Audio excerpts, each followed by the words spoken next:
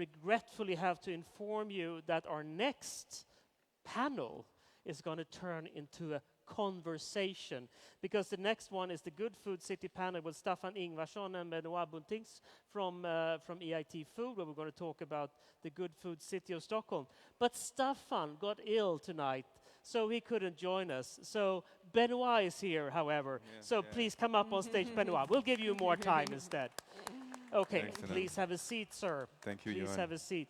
Now, you're from EIT Food. Yes. And I said before that EIT Food is the greatest thing that we never heard about in Sweden, and it's really true.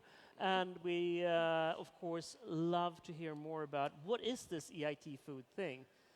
Yes, definitely. I can explain a little bit. So, well, we heard a lot about Singapore, right, over the past 2 or 3. So now I'm going to try to talk a little bit more about what we do in Europe. And EIT Food, well, the EIT, for the one who don't know, stands for the European Innovation and Technology Institute. So EIT Food is the leading European ecosystem, innovation ecosystem in food and ag. And our mission is to accelerate innovation to contribute to this transformation of the food system, making it more sustainable, healthier, and more trusted.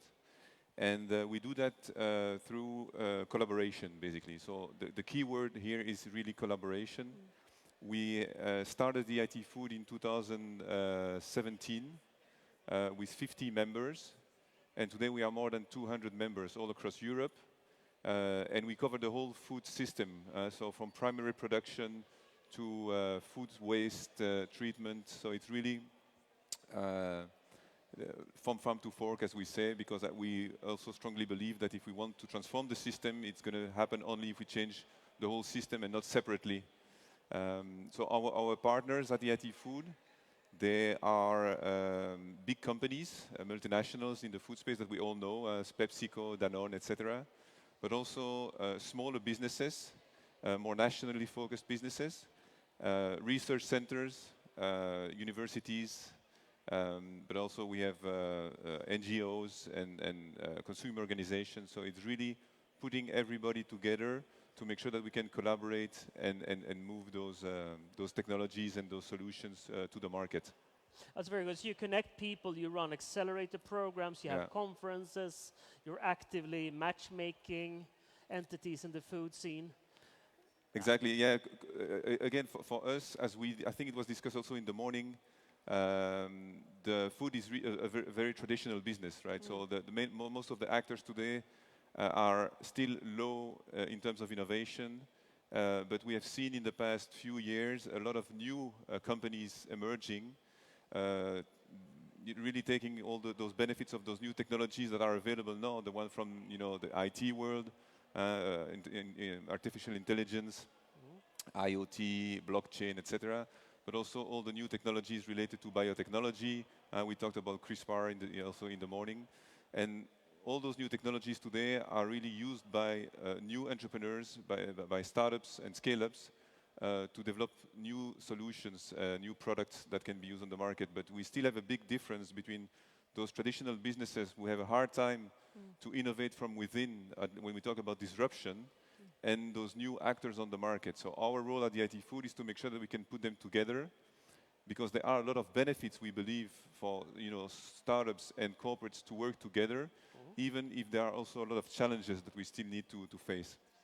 And our role at the EIT Food is to make sure that we can not only facilitate the access to this network of corporates and experts, but also facilitate the access to the market and access to finance, which are obviously two important elements for those startups to grow. I think this is so interesting. I'm so happy that you guys are coming here, because one of the big issues that we have in Sweden is, of course, that we don't have any big food companies anymore. We sold those, 1,000 years ago to the Dutch or to the French or to the Swiss or to the Brits. So we don't have food companies that we can interact with anymore in Sweden. So we really need to go down to the continent and really need to engage with the big food corps. But that said, another thing that you're bringing up here as well, Benoit, is that we have the big corps going into food, from biotech, from tech, from industry, etc. And they also need to find someone in the food sector to connect with.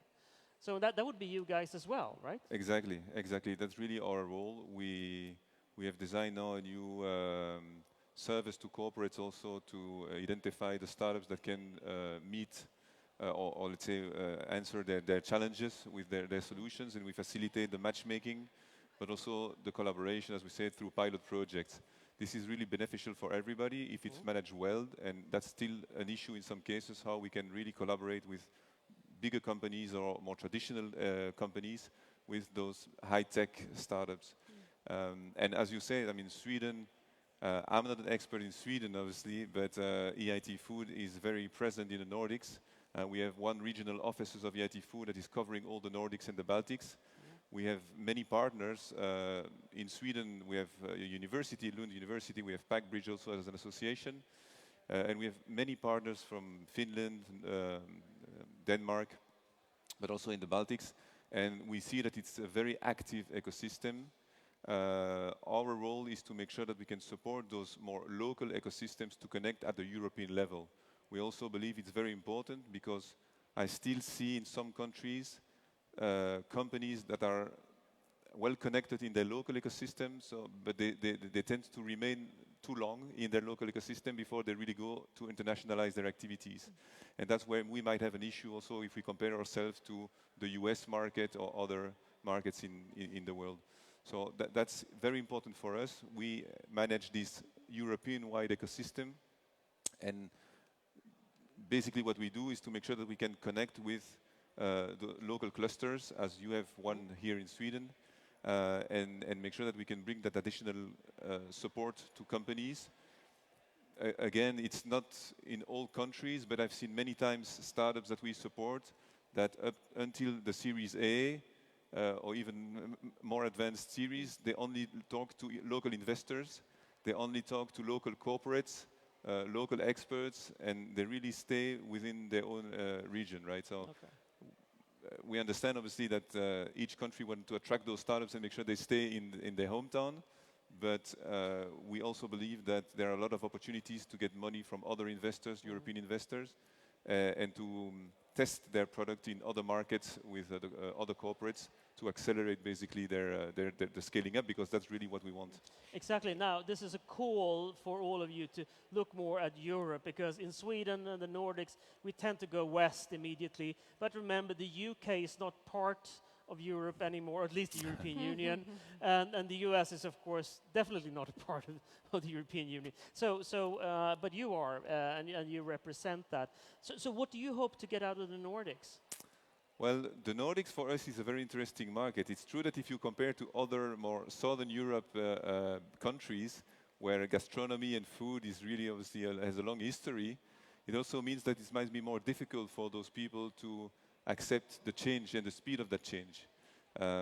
Technology can help a lot about making the food system evolve, but technology alone will not obviously make it happen. We also need education, policies, and we need also to make sure that the consumer behavior will adapt to those new food. I will talk about the new proteins, fermented food and so on, which is not sometimes very usual in Europe.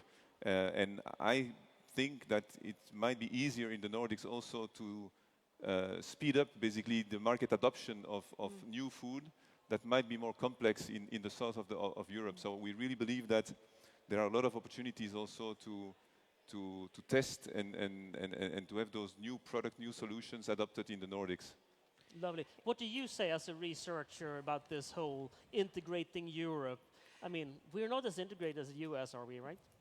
Well, we could debate that a lot, how integrated the US is on many things. But of course, from a market system, no, not. But I wanted to go back a little bit. You mentioned you have these large corporate partners, and we spend a lot of time here talking the startups and entrepreneurs. Yeah. And you described this classic innovator's dilemma, right? We can't innovate inside.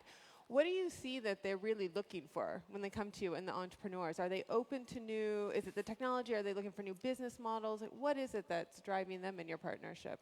Well, that's a very good question, because what we also try to do and to avoid is that what I call the innovation tourism, right? Because some of those corporates, they send people from their open innovation department or their corporate venturing department to talk to a lot of startups, to get ideas, to get insights, but there is no real will or strategy to really, develop to have common developments. So we try to avoid that because it can create a lot of frustration also to entrepreneurs.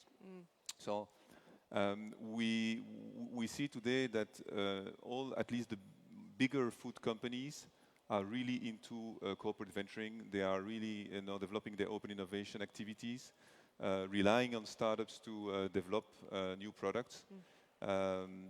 But again, there are still a lot of challenges that we are facing today. One of those challenges is that open innovation department or corporate venturing department is obviously kind of headed usually by, let's call it, middle management people in the company. And they have their own little budgets. They have their own, also protection attitude about what they are doing in-house.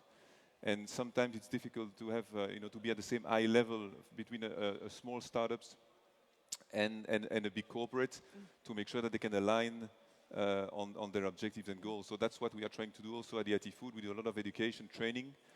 We have developed a playbook also for corporate venturing to make sure that on both sides we can facilitate this process of collaboration. Yeah, because it feels like if we want this more market integrated system, we need these large players on board to be looking across. And need the communication working between us. Thank you so much for coming here and sharing, Thank Benoit. And you will stick around now.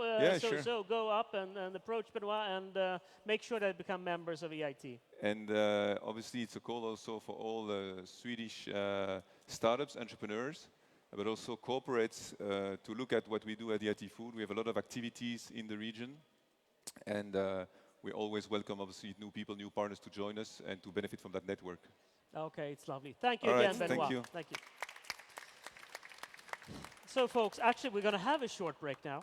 One of the few. That's for me, for Maria, and for all of you. We'll be back here on stage roughly in 10-15 minutes or so. With Professor Robert Brummer regarding responsive nutrition. That's going to be a fun one. I look forward to that. But you're free now for a few minutes.